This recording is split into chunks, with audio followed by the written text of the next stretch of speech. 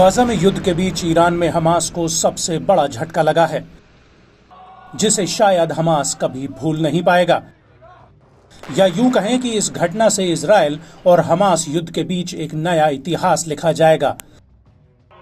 जी हां, हम बात कर रहे हैं हमास के पॉलिटिकल ब्यूरो के मुखिया इस्माइल यानेह की हत्या की, जिनकी ईरान की राजधानी तेहरान में एक हवाई हमले में मौत हो गई है।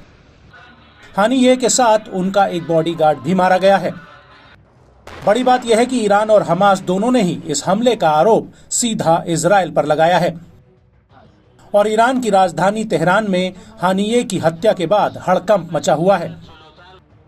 दरअसल ईरान के supreme leader Ayatollah Ali Khamenei ने इस घटना के बाद राष्ट्रीय सुरक्षा परिषद की एक आपात बैठक बुलाई थी, जो उनके घर पर हुई है। आमतौर पर सुरक्षा परिषद की बैठक असाधारण हालातों में बुलाई जाती है और इस बैठक के बाद आयतुल्लाह अली खामनेई ने एक बहुत बड़ा ट्वीट कर दिया है, जिससे मिडिल ईस्ट में एक भयंकर युद्ध छिड़ सकता है। दरअसल खामनेई ने अपने ट्वीट में लिखा कि इस्लामिक गणराज्य की सीमाओं के भीतर घटित इस कटु दुखद घटना के बाद बदला लेना हमारा कर्तव्य है। आपको बता दें कि हानिये की हत्या के बाद अब ऐसा लग रहा है कि कहीं ईरान सीधे इजराइल पर हमला न कर दे।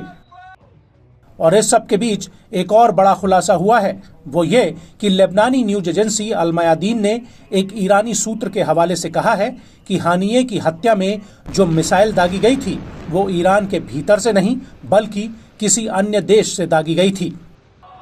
आपको बता दें कि न्यूज एजेंसी एसोसिएट प्रेस ने कहा है कि हमास ने हानिये की हत्या का आरोप सीधे इजराइल पर लगाया है। हमास का कहना है कि हानिये की मौत इजरायली एयर स्ट्राइक में हुई है।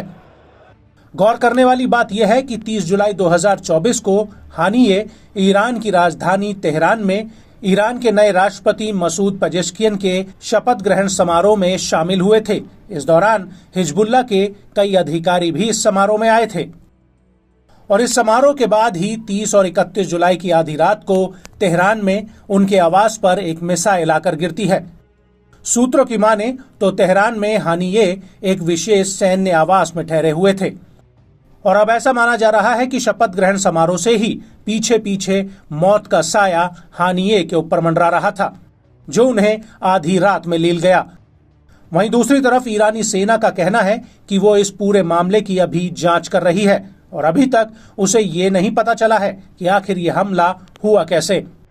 वहीं ईरान की फार्स न्यूज एजेंसी का कहना है कि हानिये उत्तरी तेहरान में युद्ध के बड़े अधिकारियों के लिए बनाए गए एक विशेष आवास में ठहरे हुए थे और इसी घर पर आसमान से एक मिसाइल आकर गिरती है, जिसमें उनकी मौत हो जाती है।